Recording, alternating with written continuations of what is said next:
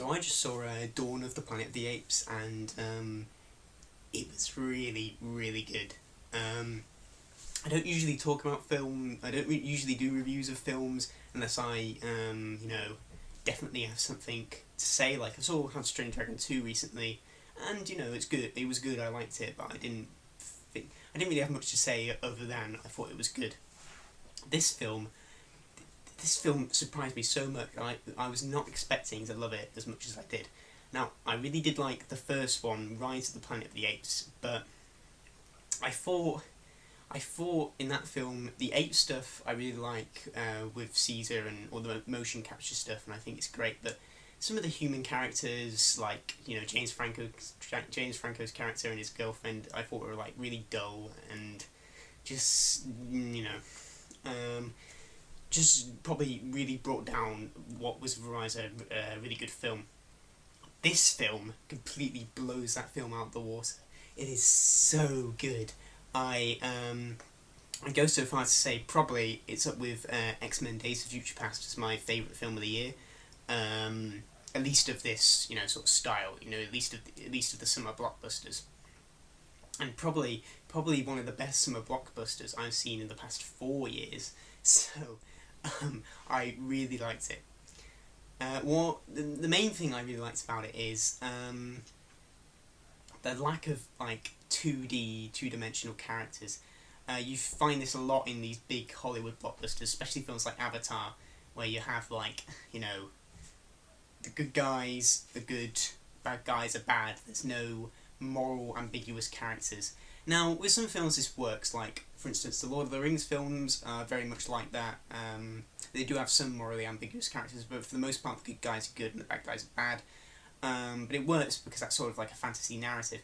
This film is not. It's a sci-fi film, but at its heart it's really a human drama, and it has good guys and bad guys on both sides. For the first half of the film there isn't really a bad guy, which was fascinating and just really, it was just really refreshing to see a film where the characters, act like people. Even when they're apes, they act like, living, things with, like, realism. And there's no, like...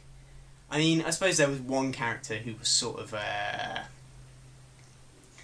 he kind of gets written out, like, halfway through the film. But there was one human character who was kind of just an asshole. But, like, there's Gary Oldman's character.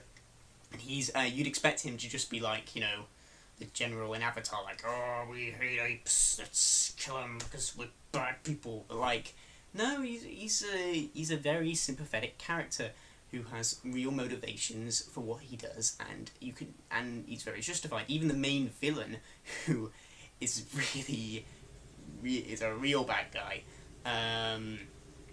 really menacing and creepy and such. Even he has very logical and justified reasons for the things he does. And that's what I love about it.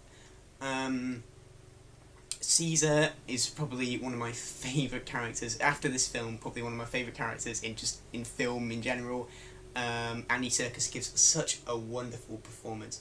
The whole cast does a good job. I really liked, I forget his name, but the guy who basically plays the main human who's trying to work with Caesar to kind of, like, basically the humans want to bring power back to their city and the apes on top of a dam, and this guy wants to avoid a war with the apes, so he has to make friends with Caesar and such.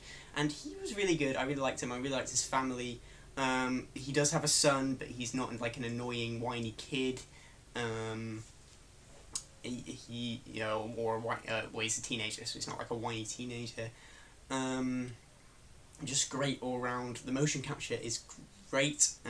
Some of the CGI wasn't always convincing, but like a quarter of the way into the film, you just stop caring because it's so characters. You like the characters so much, and the story is so involving. You're so immersed in the story that you just don't care. There are great action scenes, but it's not like in, like, say, I don't know, no, like it's not like fuck yeah action where you're like yeah you punch that guy. It's like the action has the violence has consequences, and you really feel like this is a war where you care about both sides, and when someone dies, it really hits you, and that's great. A lot of the film is almost like a silent film because the apes, they communicate in sign language. So I'd say like a quarter of the film is done just, almost like a silent film. And that's great. I love those parts. And it's a real testament that these CGI creations have more personality than the majority of, of real living humans in other blockbusters.